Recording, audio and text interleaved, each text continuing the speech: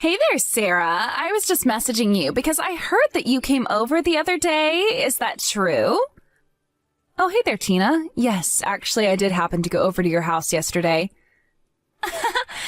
Well, don't you think that that's pretty mean of you to decide to visit while I was away on a trip?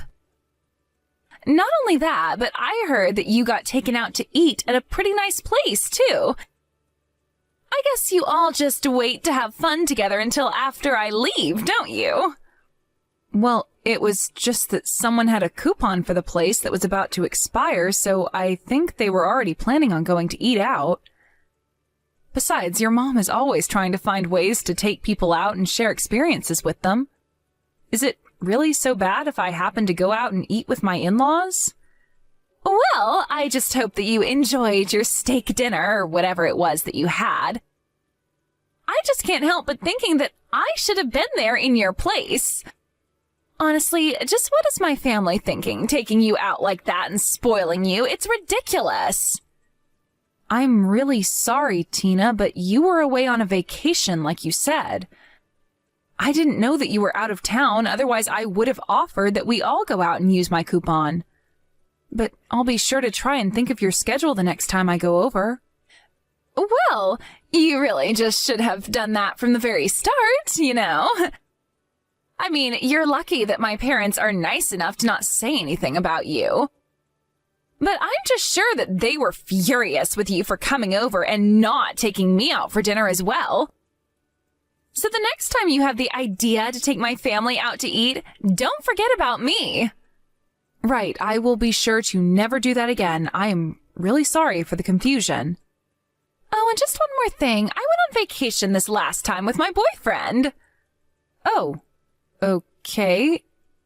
I hope the two of you had fun together. Oh, you have no idea. It was just the best. I mean, we really went all out. We went to the beach, got in the ocean, enjoyed the hotel. I really don't think there was a single thing that we left undone. And then at our hotel, on the very last day of our trip, he proposed to me. Oh, really? Well, that's really great news. Congratulations on that, Tina. I really mean that. Thank you very much. I knew that he had something big planned out for the trip, but he just refused to tell me what it was.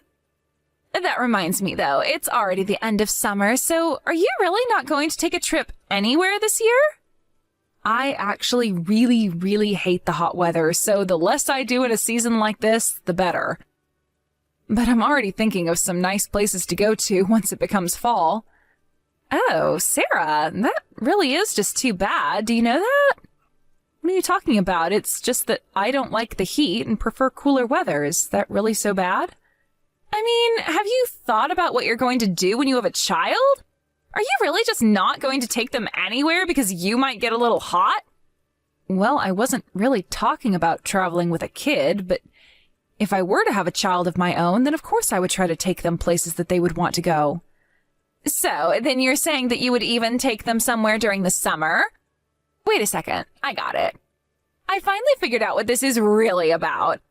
The truth is that you don't have any money to go on trips, isn't it?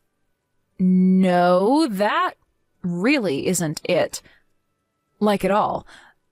But if you're talking about how expensive it can be to travel in the summer, then you're right about that. I usually do try and aim my trips to not be during peak season so that they don't cost me an arm and a leg. Well, if you're not traveling at off-season, then it must be because you can't afford to. After all, I know that you can't have that much money with the job my brother works. So I guess you really can't help it if you just can't afford to do anything. Though, I really just can't relate. My boyfriend, I guess I have to call him my fiancé now, is so rich and lets me do whatever I want. Well, it sounds to me like you have a very kind and generous fiancé then. That's right, he is my fiancé, and he's all mine after I marry him. Thank goodness I waited for the right person to come along before getting married. Unlike you with my lame brother. But then again, it's really no wonder why I ended up in the situation that I'm in. I guess my charm just naturally attracts the most successful and handsome men to me. You know, I didn't just marry the first person who I happened to fall in love with, right? What are you talking about? You were desperate to get married, and then you just rushed into what you're having now with my brother, right? I mean, we all know that you're not exactly a spring chicken anymore. It's pretty clear that you're just getting married so that people would stop feeling bad about you. That really isn't what happened at all, and I'd appreciate you keeping your assumptions to yourself.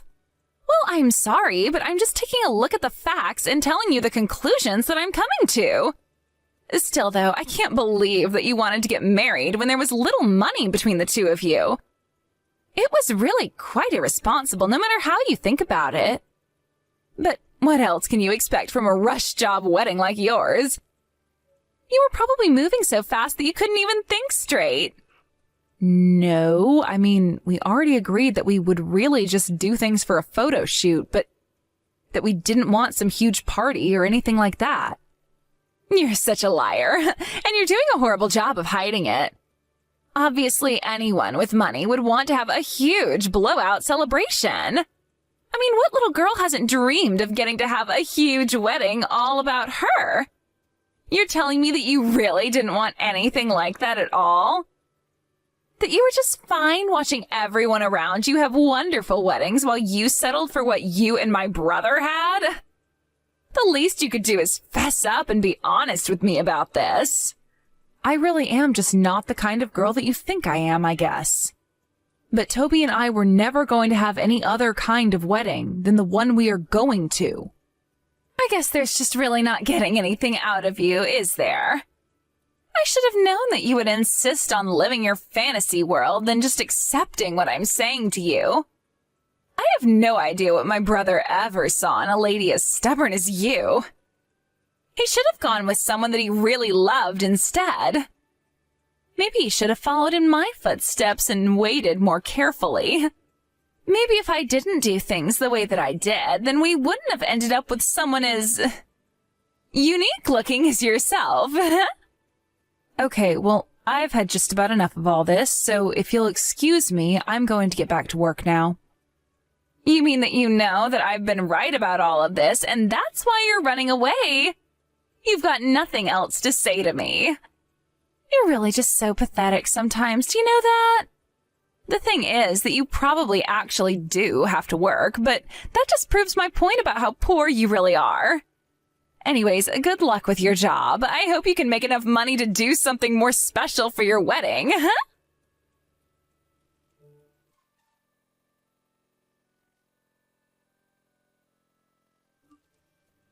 Hey there, Sarah. I was just wondering if you heard the big news from Toby. You mean about you getting married? Yes, I heard. That's very, very exciting for you. Well, you have to be at least a little surprised by all of this, right? I mean, can you believe that I'm going to be having my wedding at the same place as that celebrity? This is going to be just amazing. Yeah, it really is something, isn't it? I'm very much looking forward to the big day. I know, everyone is just going to be so jealous of me. It's the best feeling ever. I've already custom ordered my dress and everything too. This is going to be the best wedding that anyone has ever seen, and it's mine. Are you really sure about that, Tina? What do you mean, am I sure about that? Just why wouldn't I be sure about all of this, huh? I mean, it sounds like you're putting a lot of money into this wedding. Are you sure that that's a good idea? If you're asking me if I'm worried about being able to afford this wedding, then you have nothing to worry about, Sarah. My amazing fiancé, Mark, told me that he was going to be paying for everything, and that he wouldn't spare a cent if it was something that I wanted. Isn't that just amazing? He wants me to have the wedding of my dreams, so he didn't even give me a budget. He just told me to say the word and whatever I wanted was mine. You must be so jealous of me right now, huh? I'm not really jealous. Thanks for checking in, though. I just wanted to make sure that you thought everything was okay. But I am sorry if I was overstepping my bounds and being a bit of a worrywart. Oh, trust me, I really enjoy you giving me any opportunity to prove you wrong and brag about my wedding at the same time. It just really is a shame that you'll never have what I have. You were just too focused on getting married before me, weren't you? That really wasn't even part of our wedding plans at all, if you must know. Whatever. It is so obvious that you're just lying out of embarrassment right now. I know that you're jealous because I'm going to have my perfect wedding. Anyways, I hope that you've picked up something really special to wear to my wedding at least. Because, to be honest, I think we're going to have it at a place that wouldn't typically let in people like you. I see. Well, thank you so much for the heads up, but I've already chosen what I'm going to wear at the wedding. Whatever. Just make sure you take a shower the day of my wedding, after all. You're going to be sitting with my family since you're married to my brother. Just make sure you don't stink up the place. Anyways, I guess we'll see you at my wedding then. Make sure you bring us a wedding gift, if you can afford it.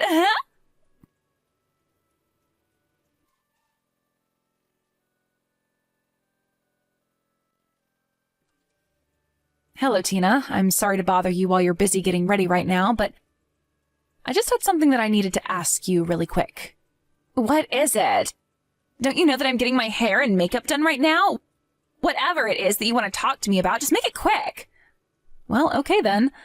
The thing is that I just arrived here and the usher is telling me that I don't have a seat at the wedding. I told them to check the table for close family where Toby would be sitting. But they even checked there and still said that they didn't have a record of any guest with my name. I was sure that I sent in my RSVPs, so I don't know what's happening right now. Oh, I see what's going on here. Yeah, I can clear this up for you. I've instructed the staff here not to let you in under any circumstances. Wait, what? I'm sorry, but why in the world would you do something like that? Well, I was thinking about it, and I realized that I just couldn't have you at my wedding. You would just ruin the entire aesthetic that I was going for. Then again, I don't know what aesthetic you would even fit in, but either way, I wasn't about to suffer you being the background of all my wedding photos, ruining them. But you understand, don't you? I mean, there's nothing wrong with wanting to be surrounded by pretty things when you get married. And one way you can ensure that is by not letting any ugly things or people in. So you're telling me that you uninvited me to your wedding because you think that I'm ugly? Is that not clear already? I certainly hope that you didn't think that I thought you were beautiful or anything like that. I really just don't even know what to say to this. I mean, I spent a lot of money renting this dress for today. I don't care if you had the most beautiful and expensive dress in the whole world. What would be the point of putting a pig like you in it and ruining it? Did you really think that I was going to let you near my family on my big day? No way. So why don't you just turn around and go home? Are you sure about that?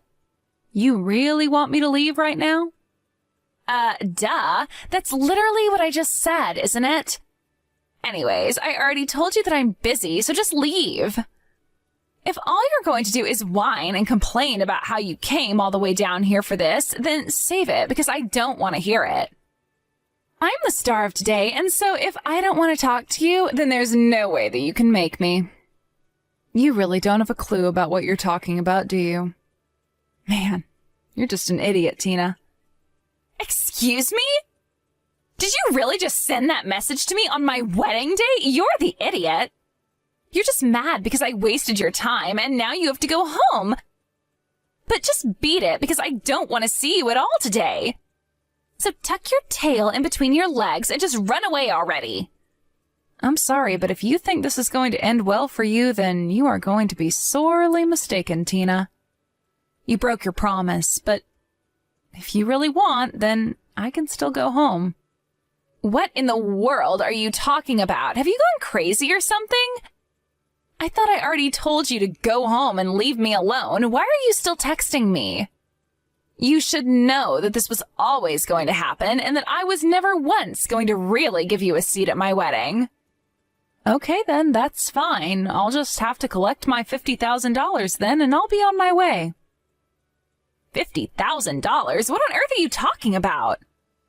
Well, I'm talking about the money that I lent your husband to throw this wedding, of course. Hold on a second. Seriously, what are you talking about? My husband didn't borrow a cent from you. You're crazy. And if you think he borrowed $50,000 from anyone, then you really have no idea what you're talking about at all. There you go again, proving my point about just how stupid you really are, Tina. You have no idea that your husband was borrowing money from me to be able to throw your wedding. So what are you going to do now? Pay me back or make me go home? No, seriously, what in the world are you talking about right now? I guess maybe you should have a little chat with your fiancé about all of this. I'll go home and send you the invoice for your debt later, okay?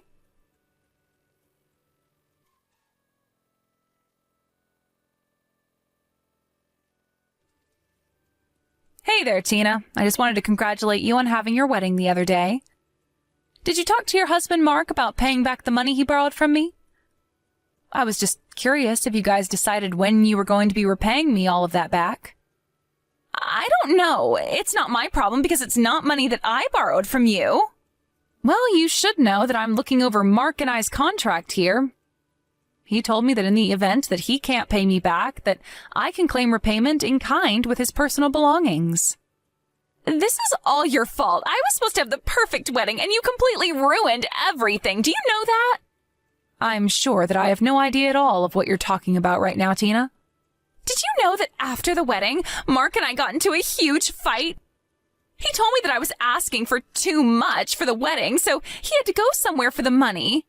He told me that this was all my fault. Can you believe him? I couldn't believe that he actually said that. But now it seems like you think that all of this is really my fault instead, but I'm afraid that I've got nothing to do with this. How can you say that when you demanded that we pay back the money right then and there? Why couldn't we just pay you monthly or something like that until we had paid everything off? I guess you really didn't talk all that much with your husband about how this was done. After all, the reason why I demanded to be paid back immediately was because of the rudeness that you were showing me. And just what is that supposed to mean, huh? I mean that when your husband borrowed the money from me, we had a very specific arrangement. I told him about how you were always rude to me and that I didn't feel comfortable lending him money for your wedding. But he told me that he would talk to you and make sure that you didn't keep up that kind of bad behavior towards me. But he never told me anything like that at all. Well, we included it in the contract that that was to be part of the deal for the loan. In fact, none of this would be happening right now if it weren't for you acting the way that you did towards me. I'm actually surprised that he didn't mention any of that to you at all. But then that means that it can't be my fault. I didn't know anything, and it's all Mark's fault for not telling me about any of this sooner. Well, you might have a point there. But a contract is a contract, and it would have never been made if you weren't asking for so much. But, I mean, why in the world would Mark think to go to you and ask for money? Doesn't he know how much we dislike each other? Well, you were insistent of having your perfect wedding no matter the cost, weren't you? You even told Mark that you'd divorce him right after the wedding if everything didn't go exactly as you pictured it, right? So he felt like he had no choice but to come to me and ask for a loan. But that still doesn't make any sense. I mean, why would he go to you for money? He had other options like our parents or friends or literally anyone else. I heard that both your parents turned Mark down. They said it was silly to spend so much money on a wedding. They were never about to give in to your crazy demands like Mark was. But you told Mark that it would be fine if he paid you back a little bit every month, didn't you? Did you know that he didn't even come home last night? Well, again, I think that you're going to have to take the blame for that one. And just how is that my fault, too? Why is everything my fault? Especially when you were the one sending Mark screenshots of our conversation. I didn't think that you were the kind of person to make fun of someone behind their back. I didn't think that you were capable of something like this at all. Well, it sure is a good thing that we both learned about who we really are so early on, isn't it? Sarah, please. I'm so sorry for all this. You have to forgive me. You have to know that I never wanted things to go this way. Okay, and? What do you expect me to do in light of any of that, huh? I just mean that I'm sorry, okay? I'm sorry about borrowing money that we didn't have from you. I'm sorry for calling you ugly, and I'm sorry for all the other mean things that I've said and done. Just please don't ask for us to pay you back all at once. There's no way we could do that. Yeah, well, too bad, because that's what's happening. You mean even after I said that I was sorry for everything, you're still going through with this? I thought that we were family. Why do you need all the money back right away? What are you talking about? You don't think that we're family? You didn't invite me to your wedding because it would mean that I'd sit with your family. You only ever looked down on me the entire time that I've known you. And you think that I'll forgive you for everything because you ask for it? Please, this is all just a big mistake. I really didn't even know that you made so much money. I mean, you didn't even have a wedding, but I thought it was because you couldn't afford it. Well, it sounds to me like you were just seeing the world in the way you wanted it to be, not how it really was. But you brought this upon yourself. I'm not going to be changing my mind, and that's my final answer.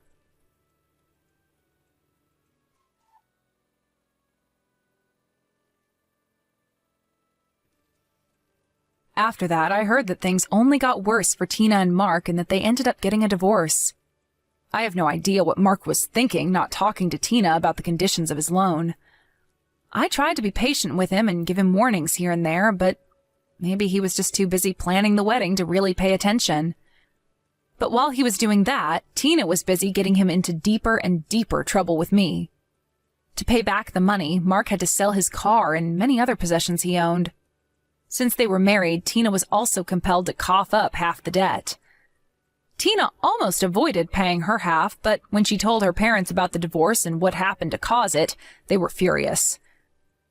She had meant to ask them if she could live with them again, but they said only on the condition that she pay half the loan. What ended up happening instead was that Tina's parents paid for her debt, but they made her sign a contract agreeing to work to pay it all off. Tina's dad found her a job through one of his connections and shipped her off to an oil rig in the middle of the ocean. I haven't heard anything from them in months, and I prefer to keep it that way. When Tina's parents first agreed to pay her debt, I knew she had gone there to ask them if she could live at their house again. I was so worried that I'd never be able to spend time with my in-laws again since Tina would be there. But thankfully, I don't have to worry about that anymore.